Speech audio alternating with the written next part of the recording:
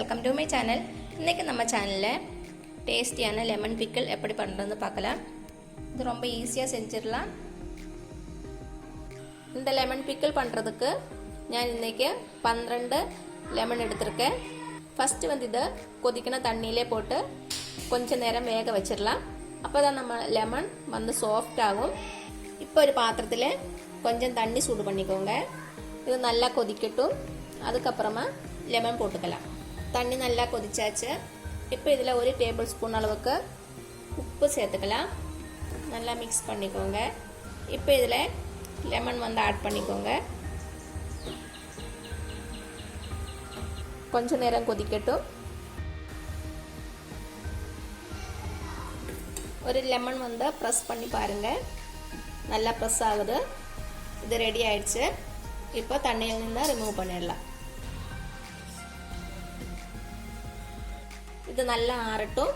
ஆறுனதுக்கப்புறமா சின்னதாக கட் பண்ணிடலாம். இப்போ இது சின்னதாக கட் பண்ணிடலாம்.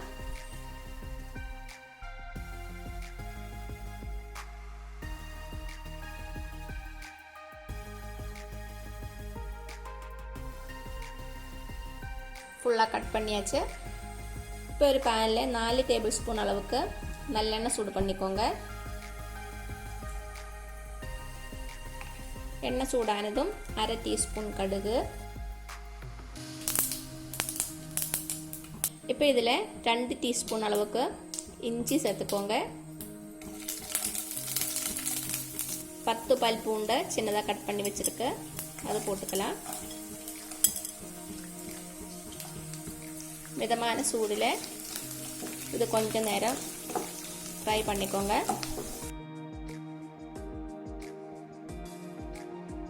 இப்போ இதில் 3 பச்சை மிளகாய் ஆட் பண்ணிடலாம். கொஞ்சம் கறிவேப்பிலை.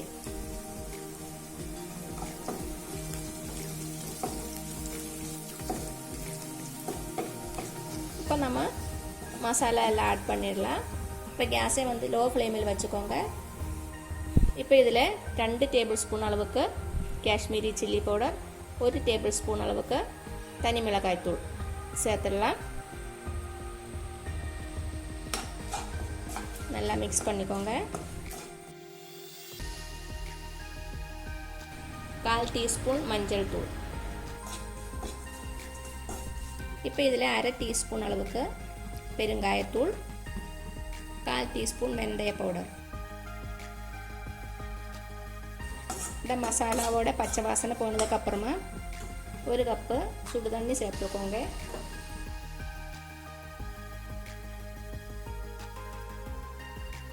நல்லா மிக்ஸ் பண்ணிக்கோங்க.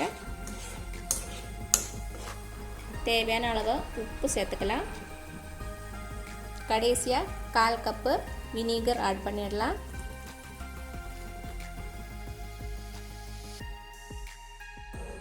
நல்லா கொதிக்கட்டும். நல்லா கொதிச்சாச்சு. இப்போ இதில் லெமன் ஆட் பண்ணிடலாம்.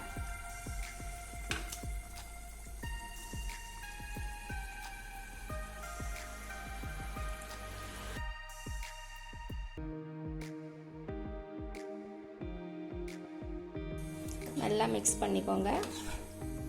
உப்பு செக் பண்ணிக்கோங்க. கம்மியாக இருந்தால் ஆட் பண்ணிடலாம். கொஞ்சம் கம்மியாக இருக்குது, ஆட் பண்ணிடலாம்.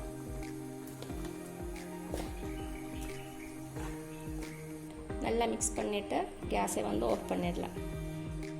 அவ்வளோதான், டேஸ்டியான லெமன் பிக்கிள் ரெடி ஆயிடுச்சு. இது சூடாறுனதுக்கப்புறமா ஒரு பாட்டிலில் அடைச்சி வச்சுக்கோங்க. ஒரு வாரத்துக்கு அப்புறமா யூஸ் பண்ணிக்கலாம்.